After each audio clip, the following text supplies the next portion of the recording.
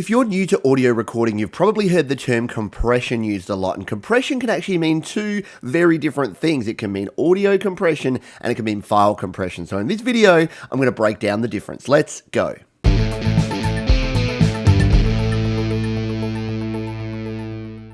Hi, my name is Pete, and this is Studio Live Today, where I help you create, record, and release your best music. Now, let's cut straight to the chase. We've got two different types of compression. We've got file compression and audio compression. File compression, you'd probably be most familiar with. This is the process of taking a large file and compressing it down, removing the bits that we don't actually need, that aren't essential, and making it a smaller file. Now, this can be done as a zip file, which you'd probably be familiar with, or an MP3 or M4A file, which is a compressed audio file. So you could have a very large WAV file, and then when you compress that down, you get a quite small MP3 or M4A file. That's our file compression. Let's talk about audio compression. Audio compression is basically a volume adjustment. You are actually compressing the peaks of your audio. You're pushing it down, and then you usually bring the whole level back up again. So compression is used to actually increase the volume or to smooth out the peaks and give you a more even volume and an even performance in your audio. So that's nice theory, but you want to understand it in a more practical sense, right? So let's jump in. I'm going to show you an example of file compression and audio compression. Let's jump in now. Here we are in GarageBand. This is one of my recent songs called Goats, and I'm going to use this to explain the difference between these two types of compression. So first of all, let's go out of this song, and what I'm going to do is I'm going to export this song. So you can see there it's 1.78 gigabytes at the moment, which is a very large file size, but that's the entire project. What we're going to do is select it, and then we're going to hit the share button and share it as a song.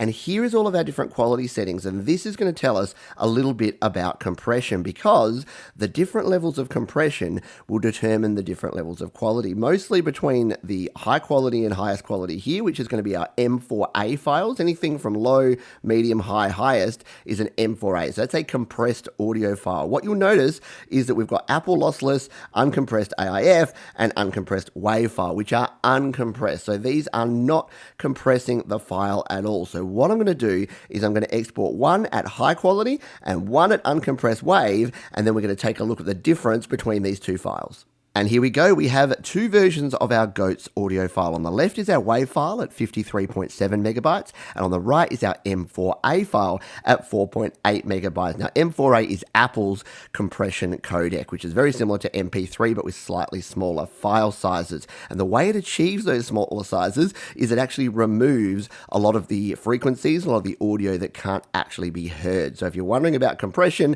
you can learn a whole heap more, but we just wanted to cover this in a small amount of detail here. Now, why are there two different types, and when would you use them? Well, you'd use the M4A if you wanted to quickly share this. Let's say you wanted to take it out to the car and play it, or you wanted to email it to a friend, then you can use an M4A. That's an absolutely fine quality for that sort of thing. If you wanted to master this, or you wanted to actually release this song, you want the best quality uncompressed audio, and therefore you would go for the WAV file. So that's file compression covered. What about audio compression? Well, for this one, let's jump in and take a listen to this track. So I've soloed out my lead vocals, and if I hit play, they sound like this. I find it hard to be okay. And I've actually already compressed these vocals. So if I go into my mixer here, and this is the same in any digital audio workstation, you can use a compressor plugin. So here is my compressor plugin. I've got all of my different compression settings here, my threshold, my ratio, my attack, and my gain, as well as how much mix is in there. So what a compressor will do is, as we dial this threshold, we can actually set at what point the compressor will start compressing the audio, which is what we talked about at the start. That's that reducing those peaks. It's pushing down the peaks. We've then got our ratio, which is by how much it actually reduces those peaks. And then we've actually got our gain here, which in a lot of compressors is called makeup gain. And this is what will then actually raise it up. So if you imagine your compressor as chopping off the peaks, well, not chopping, but pushing down the peaks and then raising up the whole mix. So instead of it making it louder by just turning all the volume up, which would make your peaks clip over the 0 dB, which is your maximum volume, what it instead does is it actually reduces the peaks and then brings the whole mix up. But theory is good, but let's actually listen to the difference now. What I'm going to do is turn the compressor off, and now I'll play back this audio, I'll put the compressor on, and you'll be able to hear the difference. And I find it harder day by day. all the news that is fake, all the walls that they make, and there's one thing that I am sure of. So hopefully you heard there that by putting the compressor on, it's giving us more volume, but it's also giving a more even performance. So when I'm singing different words and different phrases, sometimes, especially when you're using vocals, the reason you want to compress is that sometimes you'll have some parts that are loud and some that are quiet. If you want that to be a more even and balanced performance, a compressor can help with that. Now let's just turn the compression threshold down, and I'll play back again now, and I'll dial that compression up, and you'll be able to hear it actually start kicking in. Goats have it easier than me. They don't have to work. They don't have to lift a finger.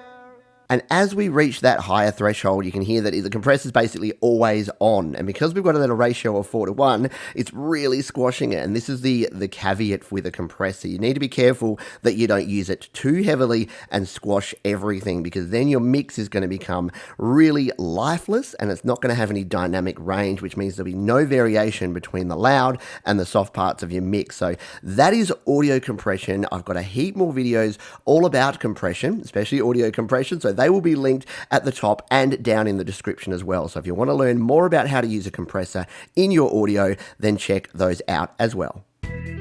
And there you go, a crash course in compression and how to understand the difference between file compression and audio compression. If you've got any comments, questions, or suggestions about this or any other home recording topic, drop those in the comments below, and I'll see you on the next video.